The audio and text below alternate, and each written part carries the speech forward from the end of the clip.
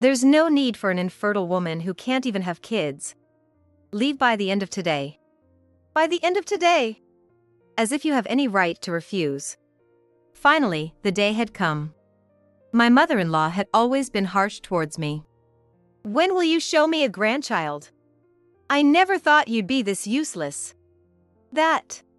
Seriously, why did my son marry someone like you? How many times had we had this conversation? I've been married for 5 years now, but I've never gotten pregnant. On top of that, my mother-in-law insisted it was my fault and wouldn't listen to anything else. Wait, please! Wait? For what exactly? Of course, I'll get tested. But in return, let my husband get tested too. What? That's ridiculous. It's embarrassing. There's no way he could be the cause. It hasn't been determined that there's a cause yet. Ugh, what a troublesome woman. Do I need to show you? With that, my mother-in-law threw a cup at me. Fortunately, it missed me, but the cup shattered on the floor. You didn't have to dodge it. Clean it up quickly. I began picking up the broken pieces one by one. Ouch! A small fragment stuck in my finger, causing an injury. Why do I have to go through this? If I knew it would be like this, I would have never agreed to live together. We started living together 2 years ago. It was after my father-in-law passed away from an illness. I was reluctant, but I accepted because my husband begged me. If it was going to turn out like this, I should have refused even if it was difficult. But my mother-in-law's outrageous behavior didn't stop there. What is this? When I returned home from a work meeting, all the things from the room I used as a study had been thrown out into the yard. Oh, you're back. What is going on here? Well, a useless person like you doesn't deserve a room. What? Anyway, your room is gone. In the end, I cleaned up the storage room and started using it as my room.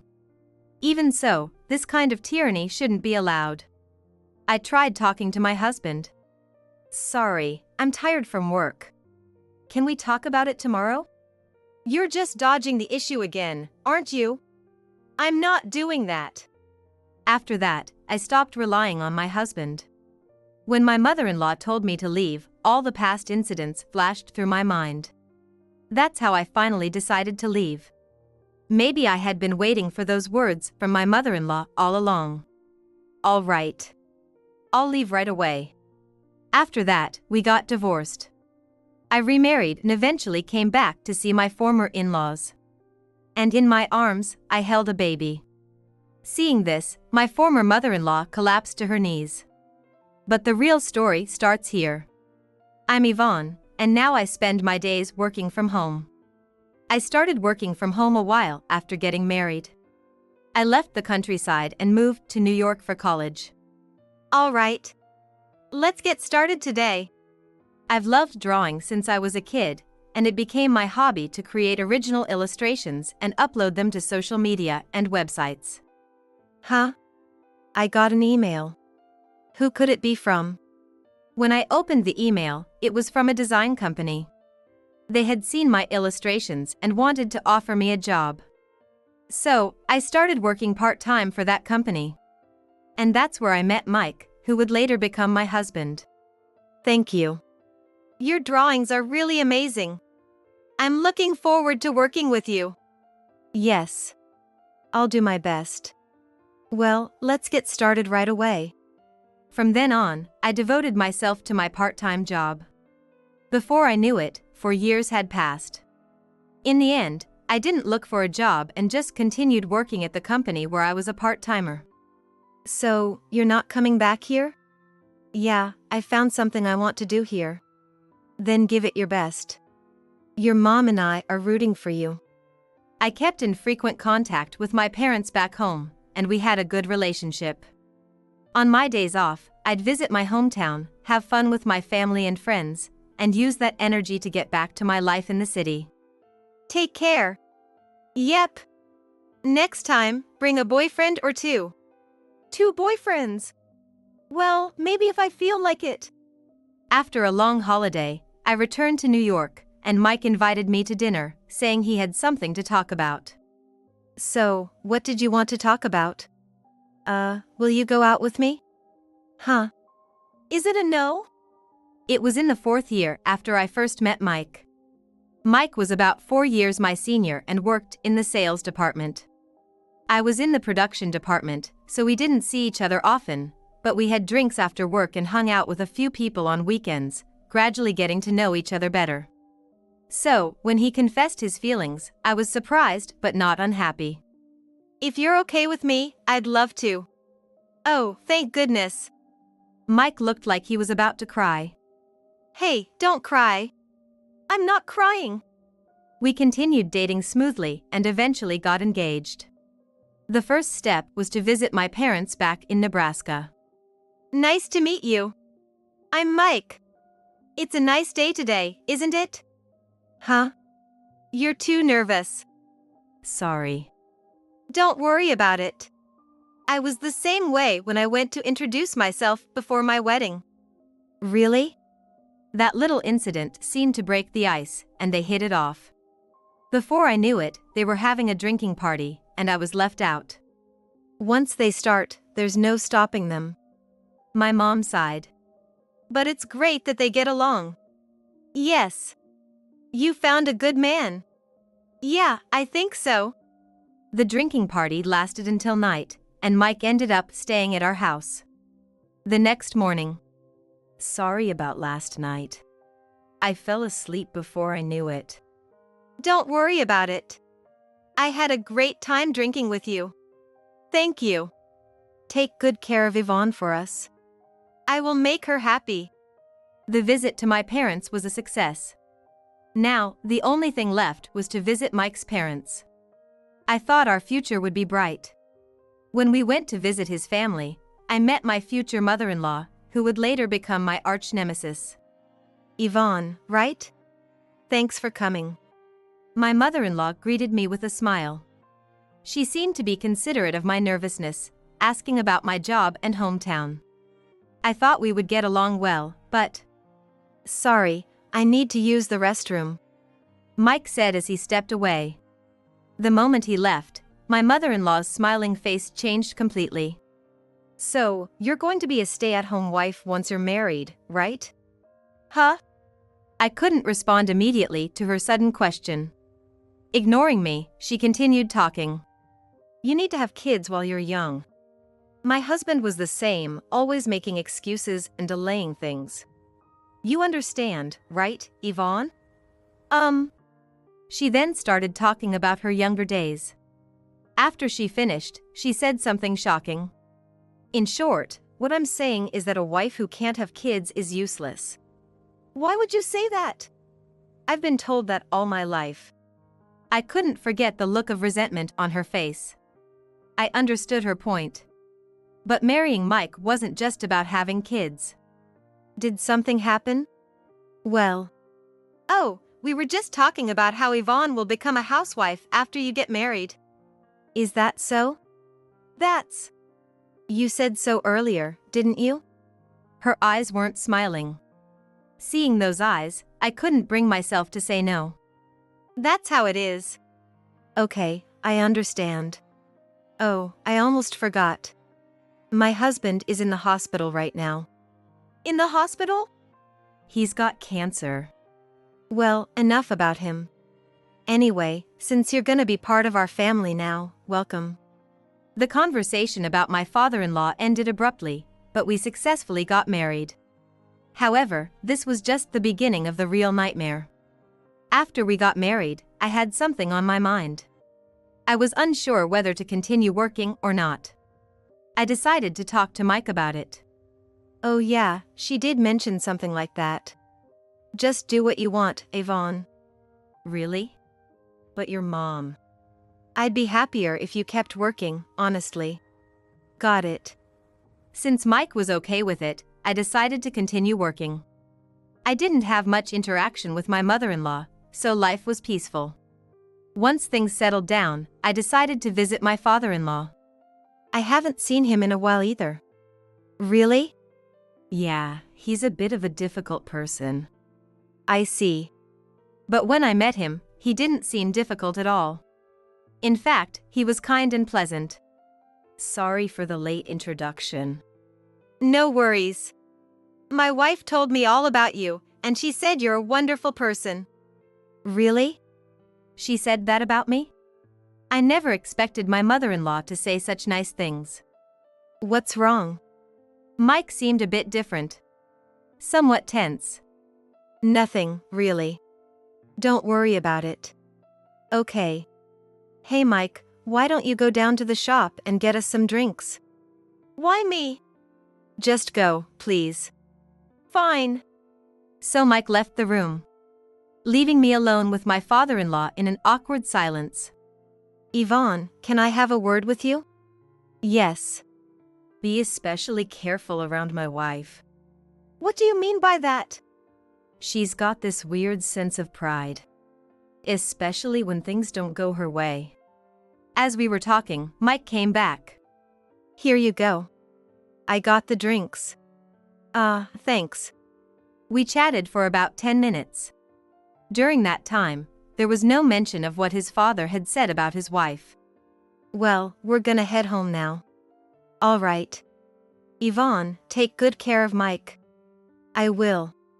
On the way back from the hospital, I have something I want to ask. Sure, go ahead. It's about your dad. Sorry, but can we not talk about my dad? Do you really dislike him that much? It's not that. Mike fell silent. We didn't speak a word to each other all the way home. Seeing Mike's reaction, I never brought up his father again. 3 months after meeting my father-in-law. Mom's coming over today, so can you get ready for her?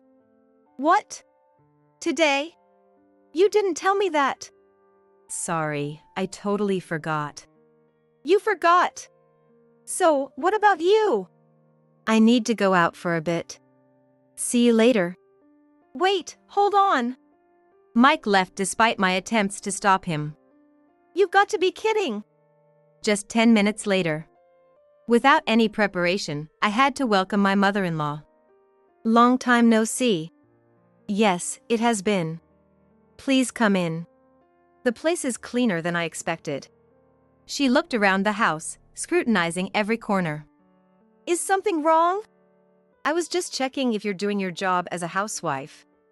Then her phone rang. Excuse me.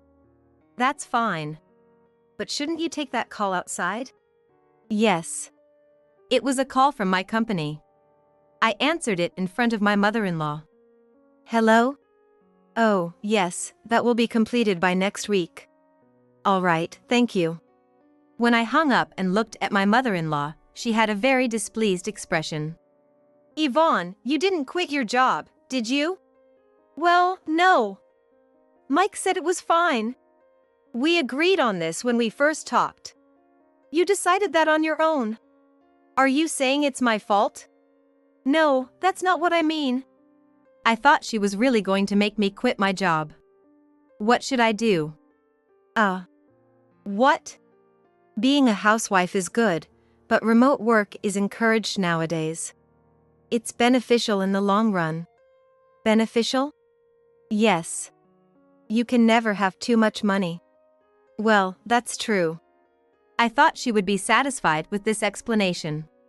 If that's the case, I might allow it. But there's one more important thing. Important thing? Children. Did you forget about that? Of course not. Good. Just make sure I see a grandchild soon. Yes. I had completely forgotten about having children. My mother-in-law started talking about the past again. After an hour of listening to her stories, she finally left, looking satisfied. I'm really exhausted. I collapsed onto the sofa and fell asleep. Hey. Wake up. Oh, sorry. I must have dozed off. What's up? What happened with my mom? We talked about various things. I'll be working from home from now on. From home? Remote work is becoming the norm. If that's what you want, it's fine with me. Thanks. There's one more thing. I then explained the situation about having children. Yeah, it might be the right time. So, we decided to start trying for a baby. I thought my mother-in-law would calm down if I got pregnant. But no matter how hard we tried, I didn't get pregnant. When that happened, my mother-in-law was relentless. She called almost every day and even came over to the house. What on earth are you doing? I'm trying my best. If there's no result, it means nothing. Her lectures would start around noon and last until well past 3 p.m. Just hurry up and have a baby. Otherwise? Well, that's for later. I'm leaving now. I'll be back.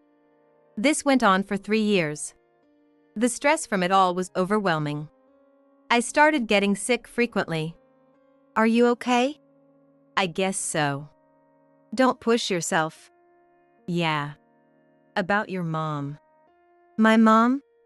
I hadn't told Mike about all this to avoid worrying him, but I finally explained everything. Mom did that? She came over the other day and lectured me for hours. All right.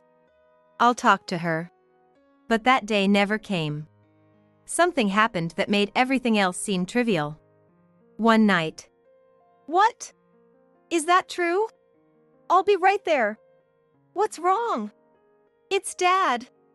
Huh? It was a call from my mother-in-law saying my father-in-law had collapsed.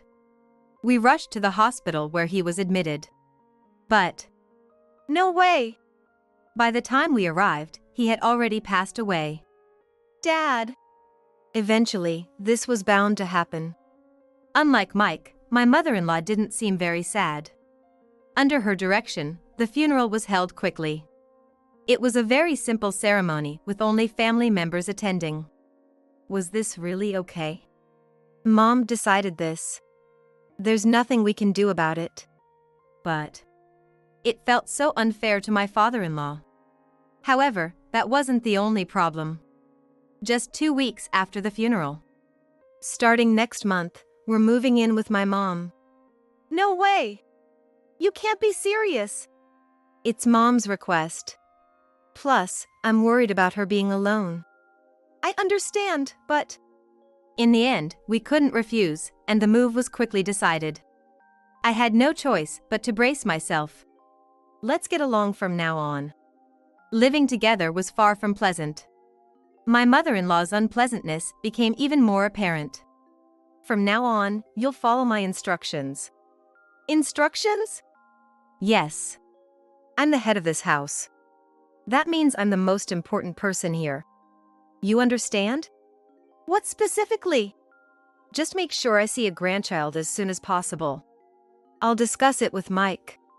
Without any time for a proper conversation, Mike went on a business trip. Now, no one could stop my mother-in-law. Of course, the topic was children. This time, she handed me something. What's this? It's something I got from a friend. Her son's wife couldn't have kids either. When I told her about us, she gave this to me. It was information about infertility treatment. But we're not ready yet. How many years do you think have passed since you started saying that? Please wait a little longer. All right, but I'm running out of patience. Yes. That night, I showed the pamphlet to Mike. An infertility treatment pamphlet? Where did you get this? Your mom gave it to me. She wants to see a grandchild soon. You need to handle her better. But we do want kids. Anyway, I'm tired today. We're not done talking yet. Mike didn't pay any attention and went to sleep. After that, he started staying out late with work and social events, hardly coming home. Even my patience was wearing thin. But someone else had already reached their limit. When are you going to show me a grandchild? I never thought you'd be so useless. Seriously, why did my son marry someone like you? How many times had we had this conversation? Wait, please! Wait? For what? I'll get tested too. But my husband should get tested as well. What? That's ridiculous. There's no way he could be the problem. It hasn't been determined who's at fault yet. Ugh, what a troublesome woman. Do I need to show you? With that, my mother-in-law threw a cup at me.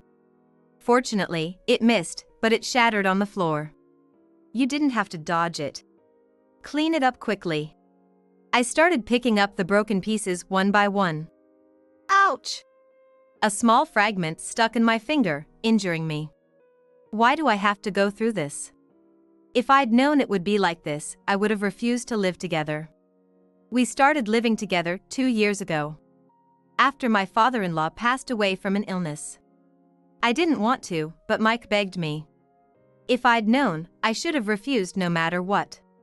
But my mother-in-law's outrageous behavior didn't stop there. What is this? When I came back from a work meeting, everything from my study was thrown out into the yard. Oh, you're back. What's going on here? It's a waste for someone useless like you to have a room. What? Anyway, your room is gone. In the end, I cleared out the storage room and started using it as my room. But this was unacceptable. I tried talking to Mike. Sorry, I'm tired from work. Can we talk about it tomorrow? You're just dodging the issue again, aren't you? I'm not doing that. After that, I stopped relying on Mike. Finally, the day came. There's no place here for an infertile woman. Leave by the end of today. By the end of today? You don't have any right to refuse. With those words, I decided to leave. In my heart, I might have been waiting for her to say that. All right. I'll leave right away. Good to hear. I quickly packed my things and went back to my parents' house. Of course, they were surprised, but they welcomed me warmly. I can't believe Mike. Well, he never really cared much. I see. Take it easy today. Thank you. So, what are you going to do now? I guess I have to get a divorce. A week later, I handed Mike the divorce papers. I thought he would refuse, but he didn't say anything. I considered hiring a lawyer, but there was no need. The divorce was finalized smoothly. After that, I quit my previous job and got a position at another company. There, I met John, who I would later marry. 2 years after the divorce, I remarried John. And a year later, our long-awaited daughter was born. We did it! Yes! I wasn't infertile after all. I was at the peak of my happiness when... What? What does this mean? My ex-husband Mike sent something to my parents' house. To my surprise, it was a letter from my late father-in-law. Why would it be from him? The letter revealed a secret about my ex-husband. I considered it as my late father-in-law's final message. Inside the envelope, there were not only letters but also several photos. The photos showed my ex-husband with an unknown woman. Who could she be? She's definitely not someone I know. I continued reading the letter. Then the woman's identity was revealed. She was my ex-husband's mistress. But even if he cheated, we're already divorced. John noticed something. Wait. The content of this letter is from a long time ago, right? You're right. Checking the back of the photos, we saw a date from 3 years ago. Remembering more details, I realized it was a month before my father-in-law passed away. So, he knew. Actually, he might have known even earlier. What should we do? Of course, I'm going to confront him. I'll use this evidence to sue him. Wait. Can you do that after all this time? Yes. There's a statute of limitations for infidelity, and it's exactly 3 years. But I just found out about it today, so it counts from today. I immediately started preparing with John. We consulted a lawyer. In about 2 weeks, we were ready. Are you sure about this? Absolutely. Even if I didn't know back then, I can't stay silent after finding out. If that's what you want, I'll support you. Thank you. With that, I headed to my ex-in-law's house for the first time in 3 years. I'm going. Be careful. Call me if anything happens. Got it. After parting ways with John, I rang the doorbell. Yes? Long time no see. Why are you here? And that baby in your arms? Could it be? Exactly. This is my child. No way. As we talked, Mike came out from inside. I was taking a nap. What's going on here? Looks like you've been doing well. Yvonne! Why are you here? Maybe this will make it clear. I showed Mike the photos I had. These were with the letter your father wrote. Seems familiar, doesn't it? Wait. What does this mean? Mike cheated on me while we were married. That's ridiculous. I then showed them the letter from my father-in-law. I can't believe he would do this. Now do you understand? But why did your father leave a letter just for Yvonne? We didn't even get a will. I had one more trick up my sleeve. Don't worry. There are letters for both of you too. Along with my letter, there were letters for both of them. And they could only be opened by me. Here. Feel free to read them. Hand it over. My former mother-in-law and Mike eagerly read their letters. This can't be happening. Why do we have to leave? This is absurd. This was your father's decision. Please respect it. The letter stated that the house was to be inherited by me. By the way, you need to leave by the end of today. Just as you once told me. You little. As my former mother-in-law raised her arm, I calmly said. That won't solve anything. John. Sorry, I was worried and had to check on you. Thank you. You saved me. So, this is your current husband. Damn it. How did things end up like this? You know better than anyone, don't you? Unfortunately for you, I'm already consulting with a lawyer. Wait. What will happen to me? Of course, I'll claim the emotional distress damages. That's only fair. What are we supposed to do now? For now, why don't you figure that out after you leave? My former mother-in-law collapsed, seemingly hopeless about the future. At this point, there was nothing more they could do. Since my former mother-in-law had always been a housewife, she would have a hard time finding work and making a living. Her excessive pride would only make things more difficult. So, please leave immediately. The inheritance process will be completed by tomorrow. After that, if you're still here, I might have to call the police for trespassing. Police? Mom, hurry up and pack! Leaving the panicked two behind, I walked away. Was that okay? Yes. It's more interesting this way. And the inheritance process. Oh, that. It was a lie. I said it to make them panic. It was a good revenge, and I came up with it on the spot. Seriously. Let's go home. I'm hungry. Satisfied, I returned home. The next day, my former mother-in-law and Mike moved out. They left with only the bare essentials. When I checked, it looked like they had fled in the night. Well, it's almost the same thing.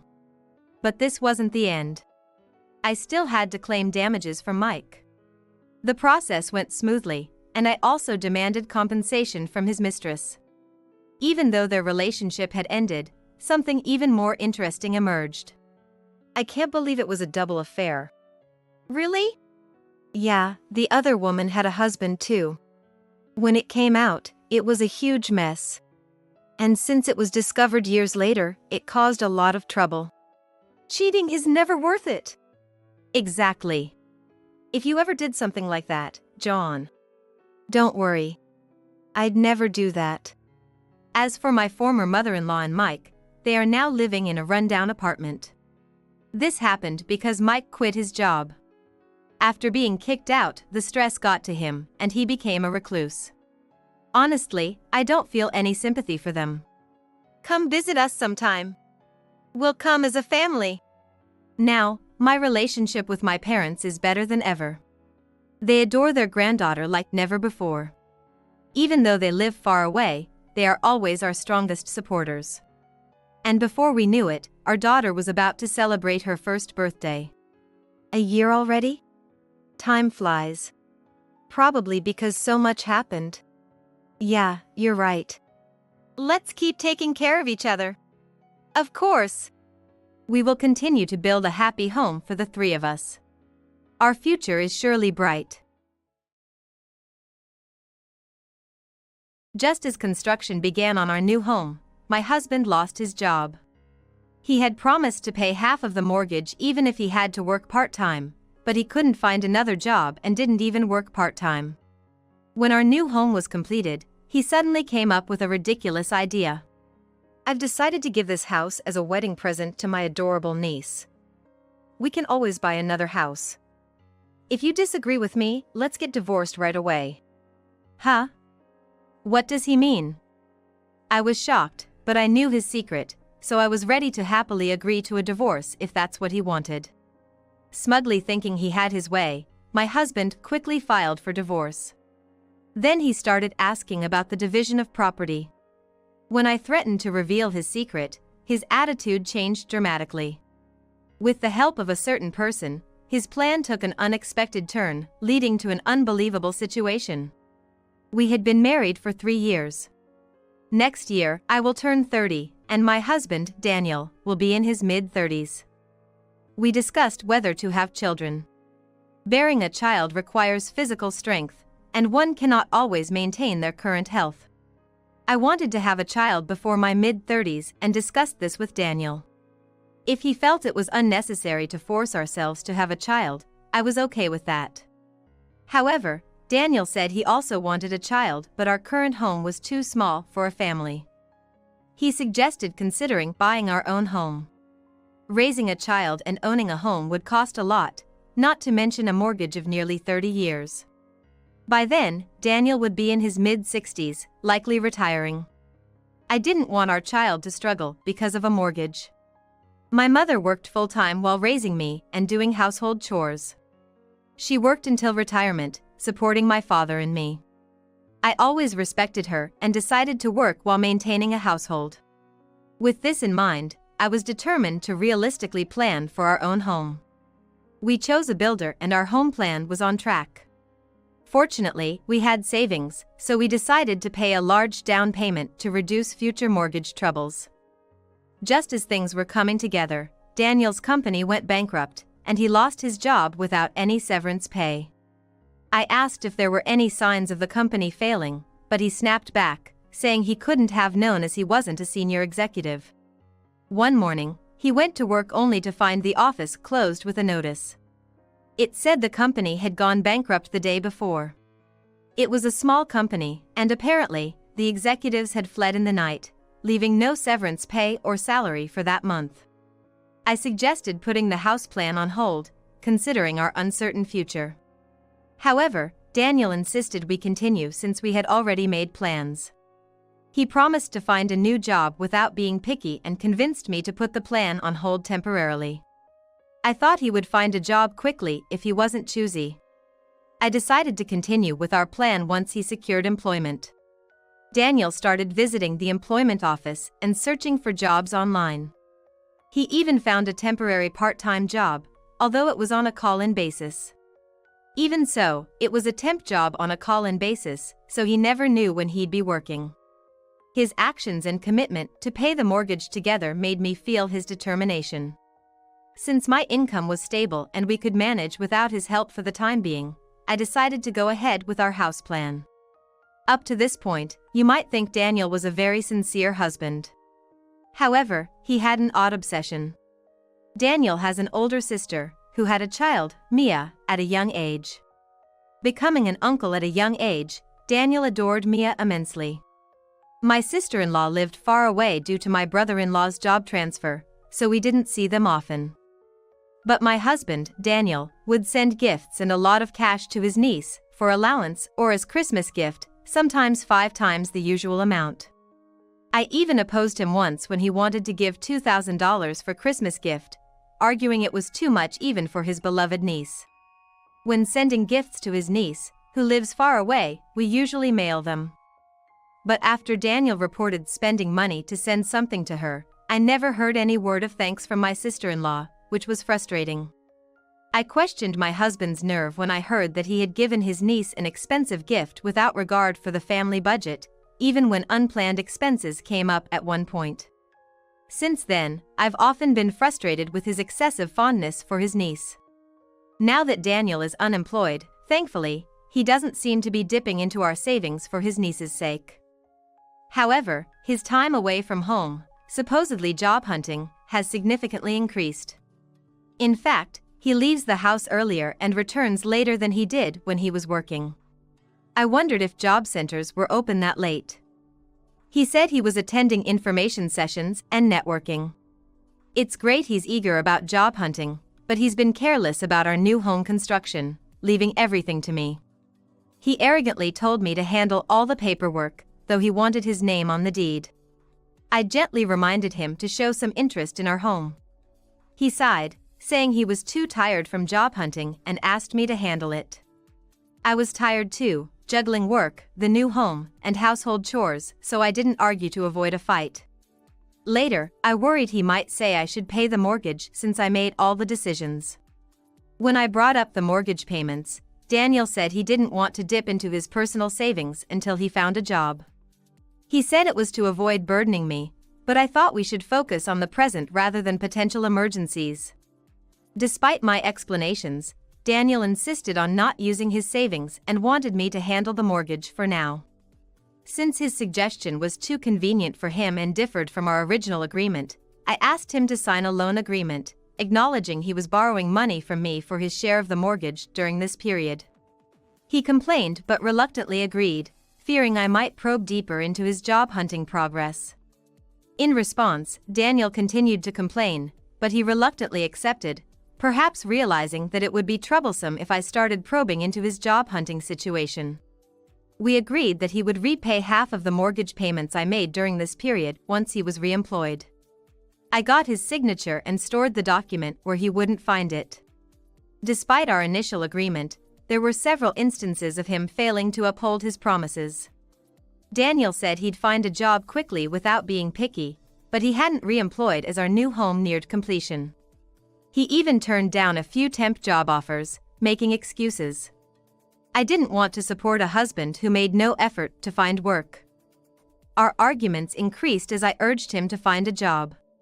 In the meantime, the new house was finally finished and ready to move into. But living with him, let alone moving, seemed difficult under the current circumstances. I had gathered various information since Daniel was laid off. There are many things I want to confirm and say, including the fact that he still hasn't found a job. As usual, I called out to Daniel as he was leaving for the job center. I asked him to spend the day with me, saying we needed to have a serious talk. He tried to escape, prioritizing job hunting and suggesting we talk another day. I insisted, saying missing one day at the job center wouldn't be a problem. Then, he said something shocking. Nagging women aren't attractive, you know? What? Actually, I have something to tell you too. I thought I'd wait, but it's good news, so why not now? My niece is getting married. So, I've decided to give her our new house as a present. Let's split the mortgage and keep paying as we are. What? I was already appalled by his excessive love and financial sense towards his niece, but gifting her a whole house? Why would he make such a big decision without telling me? Hearing about his niece getting married was news to me. I couldn't believe he thought he could go through with such a plan without discussing it with me. When I pressed him, Daniel suggested divorce if I didn't like it. He was the one who initiated the house building while unemployed and not making any progress. Yet, he kept making uncertain promises about work. His plausible words didn't match his actions. I was so astounded by his behavior that I laughed. That's why I wasn't surprised when he made the absurd suggestion to gift our house to his niece. It must be related to that issue. Despite my curiosity about his response, I bombarded him with questions. Are you serious? You're unemployed, and you want to gift a house with a remaining mortgage to your niece? Do you think she would be happy with that? I wondered how he could think of giving away a house we're paying a 30-year mortgage on. It's not a good omen to gift a house with an unpaid mortgage. It's like sending troubles. I also pressed him about his plans for having children since we bought the house for our expanding family. Daniel responded defiantly to my questions. He said he doesn't mind getting divorce. He used the threat of divorce to avoid discussing his thoughts. It was as if we weren't even the same people anymore. Our conversation just wasn't working. I had a lot to discuss, but it seemed he was far more unreasonable than I thought. I had already planned to initiate divorce, so I easily accepted his suggestion. I told him I was fine with divorcing and leaving the house, as long as he listened to my demands. Daniel agreed to follow my instructions if I allowed the divorce and left the house. So, I said it's okay to file for divorce first, but I wanted to settle the property division after it was official. I also told him that I needed to hurry with my preparations to live alone, so I asked him to wait until things settled down. Daniel agreed to follow my lead if he could file for divorce immediately. In truth, I wanted time to prepare for something important without him knowing. I said this to buy myself time to prepare for living alone without him finding out. After the divorce and finishing what I needed, I was waiting for the right time to contact Daniel. Then, either out of impatience or realization, he contacted me first. "What's going on? Why is our new house listed for sale?" "It's supposed to be a gift for my niece, and it's our joint property. If you do something like this without my consent, I won't pay the mortgage." Then, Daniel called, complaining about me selling our jointly owned house without telling him. He was furious and wouldn't listen to me. I waited for him to calm down before responding. "I knew you were trying to push the payments onto me. Did you really think it was still in joint names? You were so confident about divorce, I made sure to check everything before agreeing."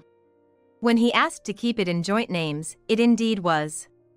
But, feeling distrustful towards my husband who was somehow making excuses to push the mortgage payments onto me alone, I suspected that eventually, he would refuse to pay any money at all, claiming the house as his own. So I changed the ownership. As expected, when the house was completed, Daniel started acting strangely. He insisted on gifting the house to his niece, believing his true intentions were still hidden. So, I paid off the mortgage in full with all my assets.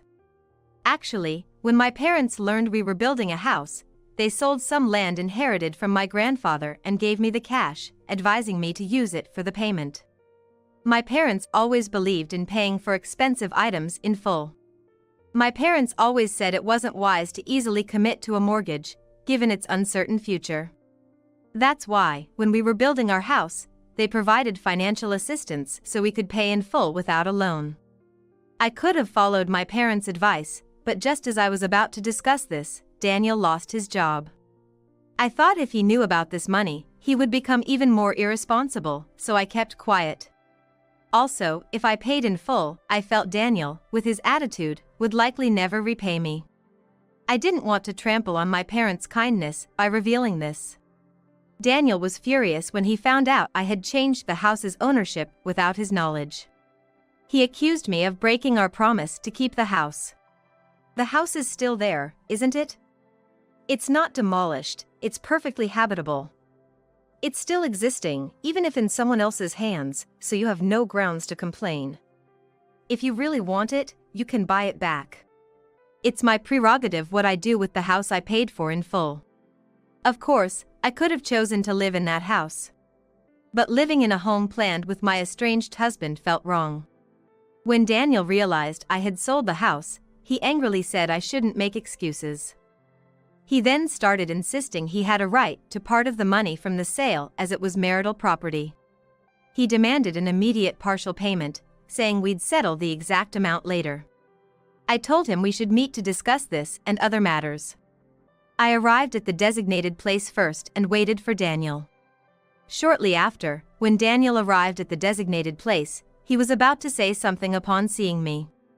I showed him something before he could speak, and he was stunned into silence and looked at it carefully. What I showed him was the result of a private investigator's surveillance. It revealed his infidelity. There were enlarged photos of him kissing another woman on the street. There were photos of him dining at fancy restaurants and entering a hotel. According to the report, Daniel did job hunt for a few days after losing his job, but people around his mistress said they met around the time our house construction began, and they were seeing each other almost daily. Daniel had been playing the sympathy card with her from the start, claiming to be single and considering marriage, but struggling to find a job due to the recession. He wasn't just seeking sympathy, he was financially exploiting her, asking for money and gifts under the pretense of marriage. His actions, demanding money and gifts under the pretense of marriage, were akin to those of a marriage scammer. Knowing this made me feel sick. His sudden insistence on divorce seemed like he had had enough of everything. My talks about the mortgage, his uncooperative attitude, he probably got tired every time I brought these up. It seemed he planned to switch to his mistress, who was more sympathetic and compliant than me. The story about gifting the house to his niece was just an excuse to get a divorce. I realized his intention to use my refusal as a reason for divorce right away. He thought he was manipulating me, but in reality, I was the one in control. I had hired a private investigator when I noticed Daniel's strange behavior and knew about his affair. The excuse about gifting the house was unexpected, but I had already decided on divorce once I learned of his infidelity. What I wanted to discuss before moving into the new house was this matter. Initially, I planned to confront him about the affair and proceed with the divorce, but seeing his irrational behavior made me realize he was not someone I could reason with. So, I decided to let him think he had his way while I strategized in the background. Holding all the evidence, I confronted him. "I have solid evidence of your affair. You can't escape this. I will demand alimony from you. You knew and kept quiet? What kind of woman stays silent knowing her husband is cheating? You're no good. Loving? You were the one betraying me, weren't you?" When Daniel started talking about being a loving husband, I couldn't help but burst into derisive laughter. As I countered his statement, he hesitated for a moment, then as if struck by a brilliant idea, he again insisted on his right to property division. At that point, I made a call to my father-in-law as my final card. I informed him that Daniel was demanding a share of the property. Daniel started to rant about why I needed to involve his father, but he stopped abruptly when I told him his father wanted to speak with him. I put the phone on speaker, and Daniel heard every word of his father's scolding. His father berated him for his behavior, asking what a man over 30 was doing, and whether he wasn't embarrassed by his infidelity and the ensuing family breakdown. Furthermore, he ridiculed the idea of Daniel asking for property division after causing such chaos. Daniel has always had a bad relationship with his father-in-law, unable to defy him since childhood. His father-in-law detests dishonesty and particularly loathes those who harm or deceive others. After Daniel brought up divorce, I first consulted with my father-in-law. I asked for help only if I couldn't resolve things myself. My father-in-law assured me he would deal with Daniel, who had strayed into infidelity. I had many things to say to Daniel, who had betrayed me. If my father-in-law intervened too soon, Daniel might have fled. So, I kept silent about consulting with him. Part of the reason I wanted to delay things after the divorce was to arrange a meeting with my father-in-law without Daniel knowing. I also needed to ensure that Daniel didn't find out about the sale of the house. Additionally, I wanted to clarify Daniel's relationship with his niece. I called his sister in front of his father and asked her if his niece had ever received expensive gifts, allowances, or holiday money from Daniel. His niece said she had never received anything substantial from Daniel. His sister even mentioned that when his niece was young, Daniel attended her birthday parties without bringing any gifts. He gave only a cheap birthday card. I also asked about his niece's supposed marriage plans. It turns out that his niece, whom he claimed to be dating, had no plans for marriage, and she was puzzled about where the story even originated. She had never expressed a desire for a house, and in fact, would find it burdensome and troubling if offered. Both my sister-in-law and father-in-law were surprised to hear about Daniel's alleged fondness for his niece. So, where did all the money Daniel claimed to spend on his niece go? His sister then provided valuable information. When Daniel was around 20, his father was away on a work assignment. And Daniel got caught up in a police raid at an illegal casino. Daniel was terrified of his father finding out about his encounter with the police. Daniel begged his mother, who picked him up from the police, to keep it a secret. Under the condition of full confession, it came out that Daniel had been taking valuables from the family storage to fund his gambling addiction. Although he had promised to quit, his gambling seemed pathological, and it was doubtful he had stopped. Hearing this, my father-in-law checked the storage against the inventory and found several items missing. He confronted Daniel about his gambling, accusing him of using his niece as a cover for his addiction. "You're still gambling, using your niece as a cover, aren't you? It's quite a position for an unemployed man to be gambling. The money from the property division isn't for your bets." He ordered Daniel to return home for a serious talk, saying he would set him straight. Unable to defy his father, Daniel turned pale, despairing, and conceded he didn't need the property division and would pay alimony. Afterwards, I received the official documents prepared by the lawyer my father-in-law had arranged for me, stating that Daniel had renounced his claim to the property division. I gained all the shared assets. Additionally, through my father-in-law's consideration, I received a larger-than-average lump sum of alimony from Daniel. At one point, I admittedly felt anger towards Daniel's mistress. However, my feelings changed when I investigated her during the process of Daniel's infidelity investigation. She believed Daniel was single and struggling financially and had been giving him money despite her own tight financial situation. I realized she was also a victim, used by Daniel. Even though she was deceived, she tearfully apologized for disrupting my family. And she offered to pay me compensation, though it was a small amount. I declined her money, appreciating her gesture enough. I also advised her that she could likely claim alimony from Daniel. I told his promises of marriage and demanding gifts and money amounted to fraud, and then she promptly took action upon this advice. When she confronted Daniel at his parents' house, accusing him of deception for marriage, my father-in-law became furiously angry. He told her she could file a police report and instructed Daniel to turn himself in immediately, causing a huge commotion. Daniel begged for mercy from both his mistress and father-in-law, promising to repay all the money he had swindled from her. Daniel used up all of his meager savings to pay off the mistress's alimony and reimburse her for the gifts, leaving him completely broke. My recently retired father-in-law, having plenty of time, closely monitored Daniel. The supervision was so strict that he even followed Daniel to the bathroom and scheduled every minute of his day. Daniel was taken to the job center under his father's escort and was constantly pressured to find a job quickly. Unable to endure this prison-like existence at home, Daniel attempted to escape while his father was asleep. Desperate and penniless, he couldn't bear the hunger and returned to his father-in-law's house within 2 days. Following this, his father, disappointed and exasperated, disowned Daniel for lacking backbone, whether in staying home or fleeing. Daniel, left with nothing but the clothes on his back, broke into his parents' storeroom in desperation, repeating his past actions of stealing valuable antiques. However, his father, aware of Daniel's past thefts from the storeroom, had now secured it properly. The installation of security cameras and a contract with a security firm meant that Daniel was quickly caught and faced the police for the second time. With his mother no longer alive to help, and his sister furious about using her daughter as a pretext, no one was willing to bail him out. My father-in-law refused to take him back, suggesting he must learn his lesson in jail. Of course, I refused to help, stating that he was now a stranger to me. As for me, with the house sold and the money in hand, I'm considering investing in some much-needed personal rejuvenation. I've rented a top-floor apartment in a building I've always wanted to live in.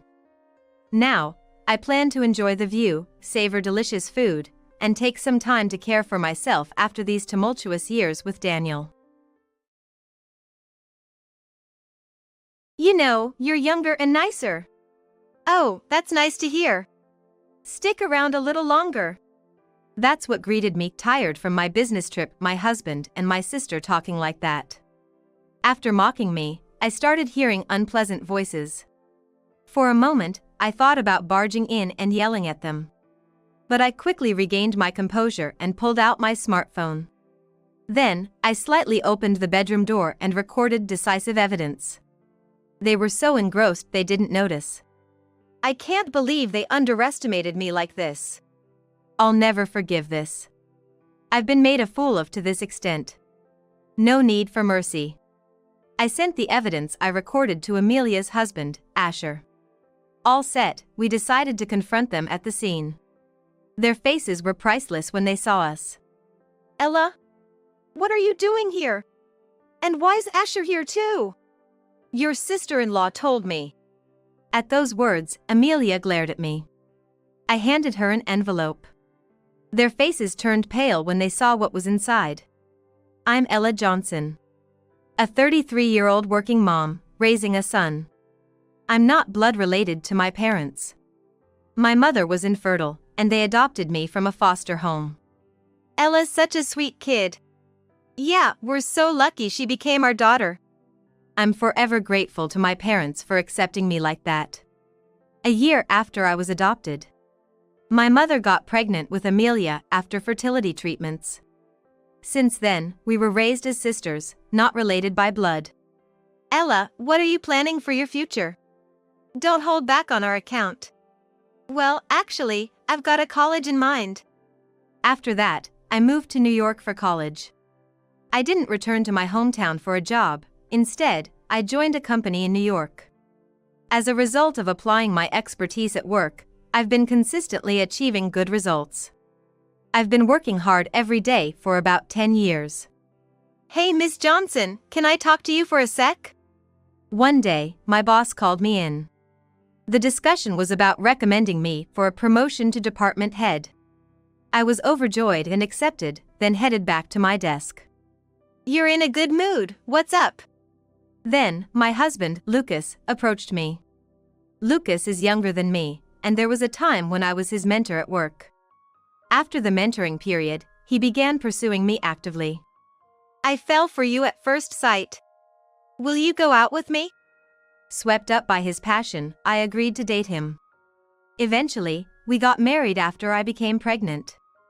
And then, we had our adorable son. In the beginning, it was tough juggling work and parenting, but with Lucas's help, I started enjoying the busyness. On a day off, I went out with Lucas and our son, Charles. Is that you, sis? Could it be Amelia?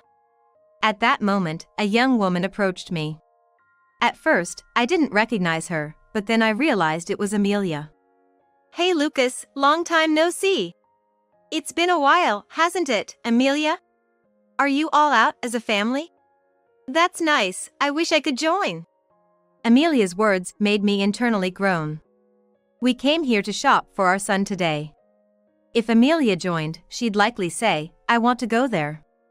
I want this, and we wouldn't be able to buy what we needed. Today is a family day, just for the three of us. So, no, you can't join. Oh, you're such a Scrooge, sis. Ignoring Amelia's tantrum, I nudged Lucas and Charles to start walking. We managed to shake her off and entered a nearby restaurant for lunch. Wow, never thought I'd run into someone here. While eating, I reminisced about the past. Our parents loved both their adopted and biological children equally. They even cherished me more, saying, having Ella brought us the baby and Ella brought us happiness. So, I always tried to care for Amelia. But it seems my feelings didn't reach her. As she grew up, she became more demanding, always saying, it's not fair, you always favor Ella. I want what my sister has. I absolutely need it. Give it to me, sis. It started with a keychain. Though it was something I bought with a friend, Amelia begged intensely for it, and seeing our parents troubled, I gave it to her. That must have set a precedent. After that, Amelia constantly accused me of being unfair and tried to take things from me. Fortunately, my parents were on my side and scolded her, and since we had an age gap, there was a limit to what she could take. I'm being harassed by my sister. Annoyed by the situation, Amelia targeted my friends next. She went around telling my friends that I bullied her because we weren't blood related. Amelia was good at pretending to cry, and my classmates started to keep their distance from me. Some even said awful things directly or harassed me. That's not possible. Ella has always been fond of Amelia. In the midst of this, Lily, who bought the matching keychain with me, believed in me. She even fought back against the classmates who harassed me and warned Amelia not to lie. Because of this, Amelia and Lily didn't get along. I had been living peacefully since I separated from Amelia when I went to college. However, she recently got married and started living nearby. Sighing, I lamented the unexpected encounter. "Mom, are you okay?" Then, Charles looked at me worriedly. I smiled and brushed it off. "Are you really okay? You're worried about Amelia, aren't you?" While Charles resumed eating, Lucas asked me. I then shared with him the things about Amelia I had never talked about before. "She was like that, huh?" Lucas and Amelia had only met a few times, like during our wedding. And I hadn't brought her up in our conversations before. Since I don't know much about Amelia, I might not be the best person to vent to. Why don't you talk to Lily? Lily? Yeah. How about next week? I'll take care of Charles in the meantime. I nodded at his suggestion and immediately contacted Lily. A week later. Sorry to keep you waiting, Ella. Nothing. Sorry, too, for calling you so suddenly. I finally got the chance to talk to Lily. When I mentioned Amelia, I heard you ran into her and came rushing over with all the info. Saying this, Lily pulled out a report. Internally, I was impressed. Lily was using her observational skills and acting ability as a private detective. Her skills were well known. Wow, as expected. Let me have a look. Then, I reviewed the contents of the report. It detailed Amelia's recent behavior. Even after I left home, it seems she continued to play the victim and did as she pleased, making me out to be the bad guy. She apparently portrayed herself as the poor sister who was mistreated by her adopted older sibling. She apparently used this to attract men, but these relationships always ended quickly. How could she turn out like this with such good parents? I couldn't help but feel astonished reading this. By the way, how are things with Lucas? Suddenly, Lily asked me that. I tilted my head but responded that everything was normal. He's really involved in parenting, and he's even taking care of Charles today, you know? As I replied, Lily looked conflicted. I tilted my head again. Is something wrong? No, it's nothing. If that's the case, then it's all good. Lily shook her head to my inquiry. We chatted for a while longer and parted with smiles. Huh, Charles? Lucas? Ella? Oh, Mom. On my way home, I met up with Lucas, who was holding Charles's hand. Did you guys go out? Yeah. We thought staying at home might be boring, so we went out for a bit of shopping. Oh really? Did you have fun? To my question, Charles nodded, looking like he wanted to say something more. He clung to me without saying anything, tilting his head. Come on, let's head home quickly. Although puzzled, I hurried home at Lucas's urging. All the while, Charles stayed close to me. What do you want for dinner? Oh, I'll take care of it. Lucas said, heading into the kitchen. Should I help? No, it's fine. Can you keep Charles company? He seems to have missed you. I thanked him and turned to Charles, who, with a determined look, began to whisper something to me so Lucas couldn't hear. Shocked, but resolved, I decided on a course of action. Soon after, I received a call from Lily. Ella, I need to talk to you about Lucas. She revealed a certain truth to me, and we decided to take action. I wonder if you could go with him. It happened right after that. I was approached about a business trip. When I discussed it with Lucas, he casually said, "Go for it." Could I leave Charles with my parents? That's fine, but I can look after him. You come home later than me. I'm worried. Hearing my words, he agreed, saying that's true, and with Charles's consent, we decided to leave him with my parents. After explaining the situation to my parents, they told me, leave it to us. So, I left Charles with them, feeling relieved, and headed to the business trip location. By the way, I was supposed to go with a subordinate. That's the situation. You might need to help out. Understood. I discussed various things with him, talking about what's to come. I told Lucas it would be a week-long trip, but the work finished early, and I decided to return in 3 days. Then, I'll leave the rest to you. After parting ways with my subordinate, we each headed to our homes.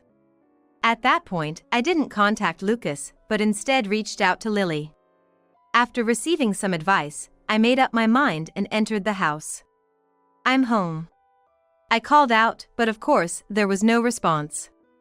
Normally, Lucas would also be at work. However, I could feel someone's presence in the house, and there were familiar shoes, including Lucas's. So, I quietly sneaked into the house. And as I expected, I heard voices from the bedroom. You're younger and nicer than Ella. Oh, that's nice to hear. Just stay a little longer. The tired me, returning from a business trip, was greeted by such words from my husband and my sister. After being mocked, I had to start hearing unpleasant voices. For a moment, I thought about bursting in and yelling at them. But I quickly regained my composure and took out my smartphone. Then, I slightly opened the bedroom door to record decisive evidence. They were so engrossed they didn't notice. I can't believe they underestimated me like this. I'll never forgive this. I've been made a fool of to this extent. No need for mercy.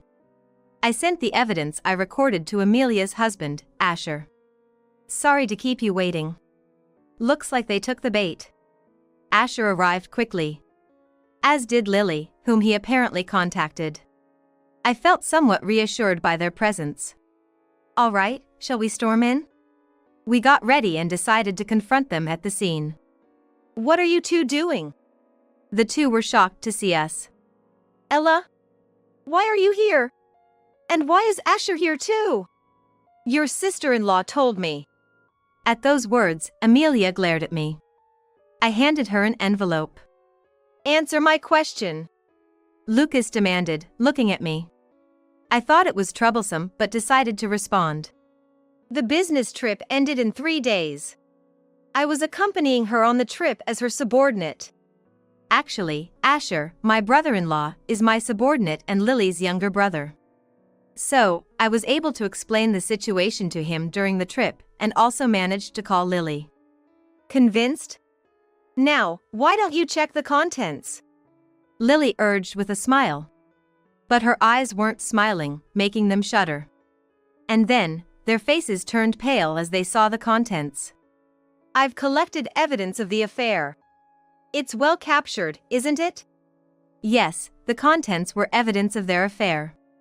They probably never imagined such proof would surface. How can this be? Because I've been investigating you for some time now. What? Actually, Lily was initially investigating Lucas for a different reason. It was for a background check on her daughter's fiancé. What?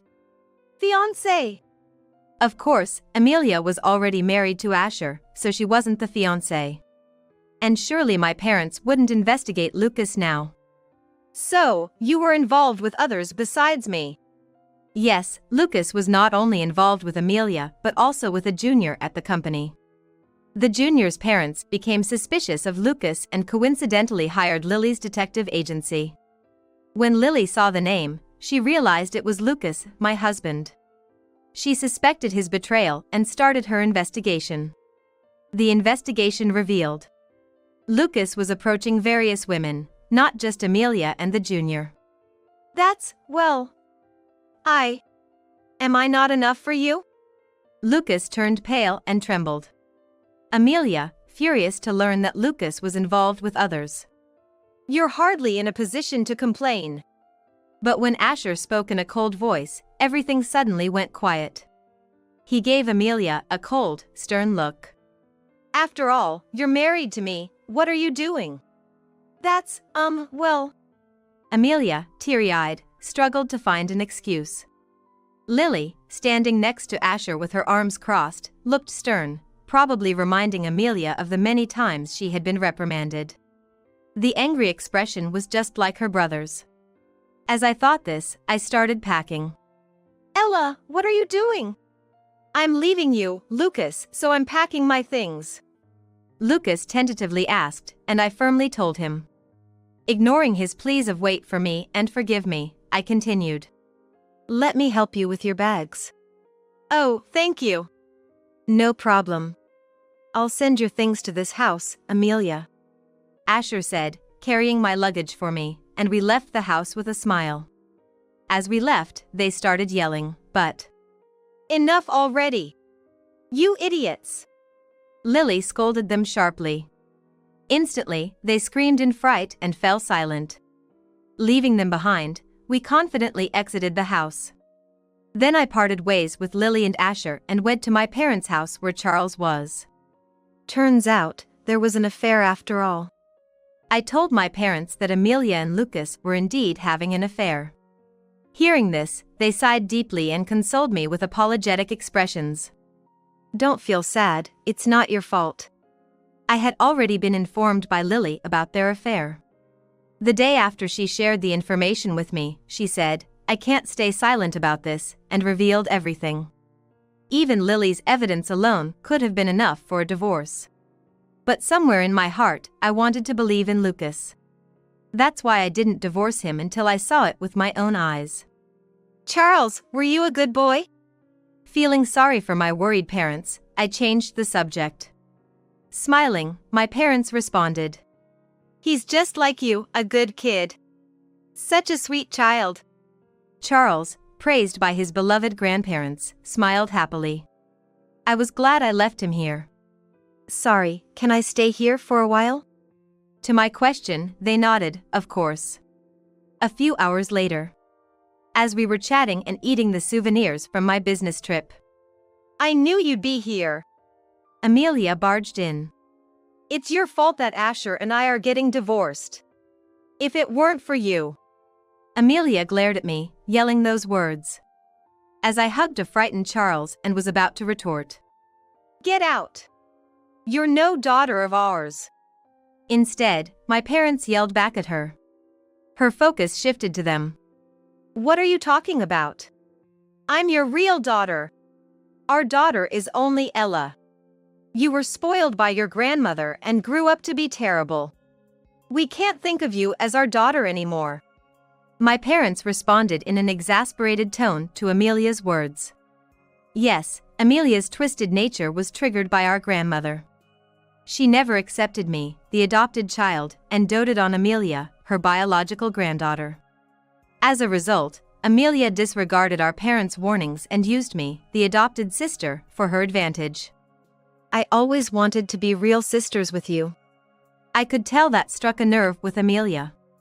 You always act like that, thinking you're better than me just because you're not a biological child, even having a child of your own, something I couldn't do. I wanted a child with Asher too. Amelia ranted and raved. Indeed, she had no children. But that was her own doing. As her actions with various men resulted in her being unable to have children. You have no right to say such things to me. Shut up! Amelia raised her hand at my words. But as I braced myself, Charles stepped in between us. This is bad, Charles might be in danger. No, don't do this. Before she could reach Charles, my father grabbed her hand and stopped her. Then forcibly threw her out. Watching her leave, I hugged Charles. Don't do dangerous things like that. Sorry, I just wanted to protect Mom. As my parents said, Charles really is a good kid. I thanked him and stroked his head. Later, Amelia reluctantly went to Lucas. Lucas got sued for marriage fraud by the junior's parents. Lily informed me later. Moreover, it was discovered that Lucas had been engaging in affairs during work hours. Naturally, Lucas was fired. I thought I would never see him again, but he was more persistent than I expected. Please, Ella! Help me! Lucas, who had been lying in wait outside the company, clung to me as I arrived at work. Even as I ignored him and tried to enter the company, he kept obstinately getting in my way. If you're going to cling like that, why did you cheat? I know it. You're the one who approached first. Well. Yes, Lucas was the one who approached first. That day, after I went to bed, he found Amelia's address from New Year's greeting cards and visited her, claiming it was a work call. Amelia, a stay-at-home wife, was at home and welcomed him with, "Ella was rude yesterday, wasn't she?" That's how he managed to get into her house and start their affair. Lily confronted Amelia for me. After returning to our respective homes, I told Lily about Amelia's visit. Knowing that Charles could have been hurt, Lily, infuriated, went after Amelia, who had been chased out. Amelia hadn't reached her house yet and was caught by Lily before she could escape. Confronted by Lily, Amelia, triggered by her trauma, spilled everything. Did you really think I would help you? But I was really serious about you. What is he even talking about? If that were true, he wouldn't have cheated in the first place. While thinking about this, I was about to call the police, reaching for my smartphone. Enough already. I'll sue you for business interference. At that moment, Asher arrived. He pulled me towards him and once again gave Lucas a cold look. A guy like you, we don't need in our company. What? Actually, Asher will be the next president of this company. I joined this company due to the good relationship I've had with them for a long time. Because of my excellent performance, Asher was assigned as my subordinate. And he was training to become the next president. You're kidding, right? Lucas, unaware of this, looked at Asher in disbelief. It's not a joke. Leave now. Asher's demeanor showed no sign of reconsideration. Dejected, Lucas left. By the way, Amelia knew about Asher's upcoming role as the next president. Furthermore, it seems Amelia genuinely loved Asher. Getting a divorce was really tough. Asher confided. I comforted him with a pat on the shoulder. And Asher gave me a troubled smile in return. Later. Excuse me. Yes, thank you for your hard work. I was called in by the president. My son owes you one. And about Lucas, it's unfortunate. The president started discussing the matter, looking a bit conflicted. Asher, concerned about the recent events, was going to train in a subsidiary for a while. It was probably a good idea to put some physical distance between him and Amelia, considering her persistence. So, I've been thinking about handing over the project I had planned for my son to you. Of course, the promotion to department head that was originally planned will still stand. I felt honored by this and agreed to take on the responsibility. With this, I should be able to live comfortably even without Lucas. Since I'll be busy, my parents have agreed to look after Charles. By the way, Lucas wasn't taking care of Charles. You know, I was actually staying with my dad's parents.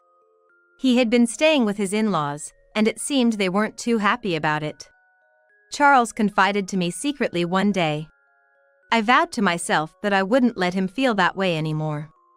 Fortunately, my parents, who are not biologically related to Charles, adore him as their own grandchild. With these worries gone, I'm even more motivated to work hard. It seems that Asher also managed to successfully distance himself from Amelia.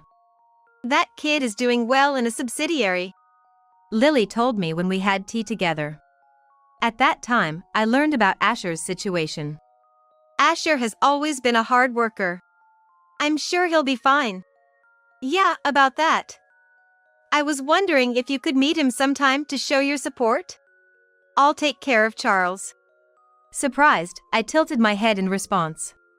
I don't mind meeting him.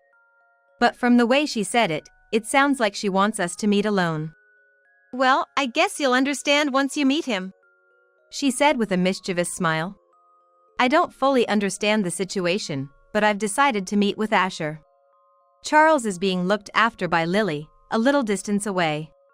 I was surprised when you suddenly wanted to meet. Yes, well, I have been wondering how you've been since then. Thanks to you. It's still new to me, but I'm doing my best, Asher said with a smile. I felt bad about the trouble caused because of Amelia, and I wanted him to be happy. As I was thinking this, Asher looked at me seriously and said, I like you, Ella. What? I was taken aback by his sudden confession. Apparently, Asher has liked me for a long time. However, due to the age difference, I only saw him as a younger brother. Because of this, he had given up on me. That's why I got together with Amelia, who said she would console me. It seems Amelia knew that he had feelings for me.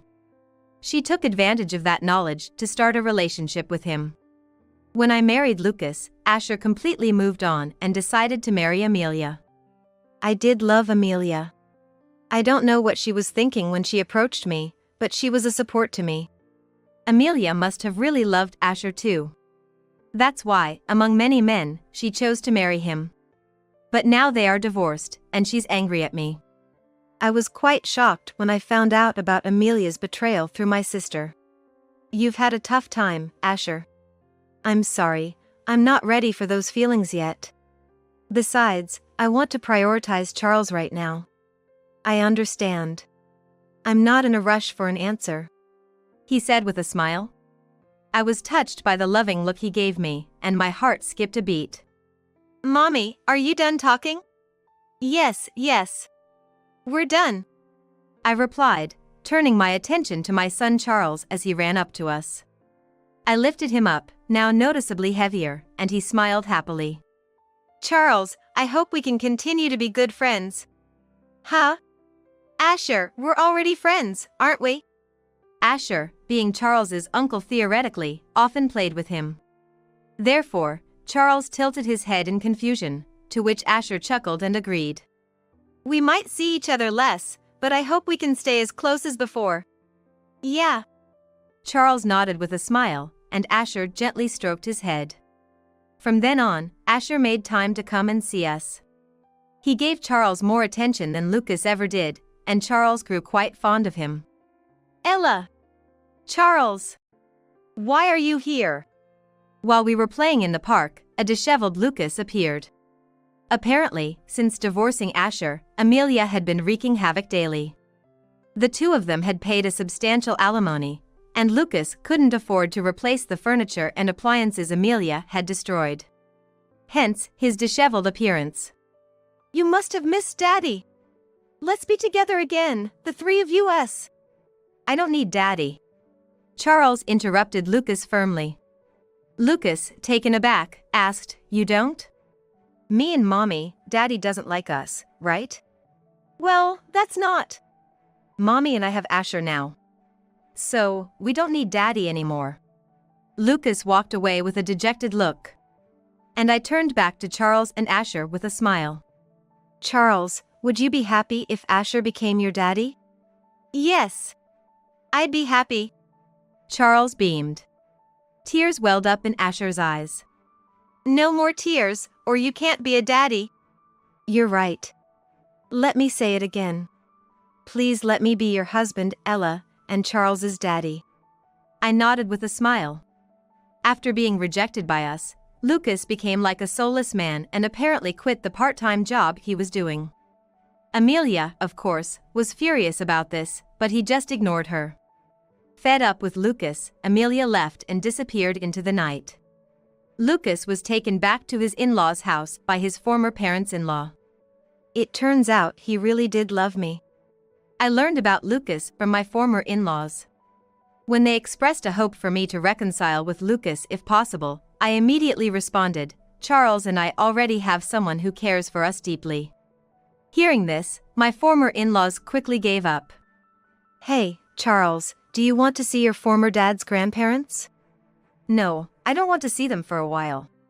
My former in-laws, who frequently took care of Charles and didn't feel good about that, said sorry about it after learning the whole story.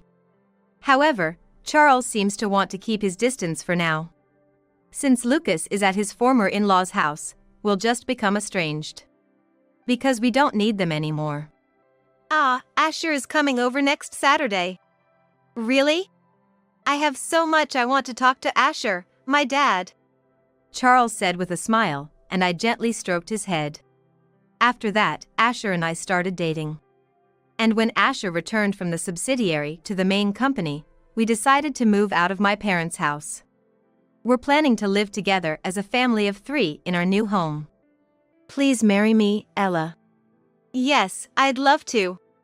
Soon after, I accepted Asher's proposal and we got married. My parents and Lily blessed us, saying, "May you be happy this time," and Charles was delighted, exclaiming, "I'm happy Asher is becoming my dad." I know it's odd for me to say, but Asher will definitely make Ella happy. Lily saw how Asher loved me and witnessed his heartbreak when things didn't work out. That's why she encouraged him to pursue me when I divorced Lucas. I know both the good in Ella and the good in Asher. That's why I want you both to be happy. She has always been there for me, pushing me forward. For her sake too, I must be as happy as possible. So, let's go out for a drink to celebrate next time. Ah, sorry, I can't do that. Why? Lily looked puzzled, but then I smiled and gently touched my belly. Realizing what I meant, her face lit up with joy. Could it be? I'm expecting our second child. So, I can't join you for drinks. Of course. Wow, I'm as happy as if it were my own news. She genuinely seemed thrilled. Her smile was so infectious that I couldn't help but smile too. Charles is excited too, saying, "I'm gonna be a big brother." Wow, that's so like Charles. He's going to be a wonderful big brother, I'm sure. When I told Charles he was going to have a brother or sister, he was so happy he practically jumped for joy. Asher felt the same way, and once he lifted me up in his excitement, Charles scolded him, saying, "Don't strain Mom's body." So, I want Lily to help us with naming the baby.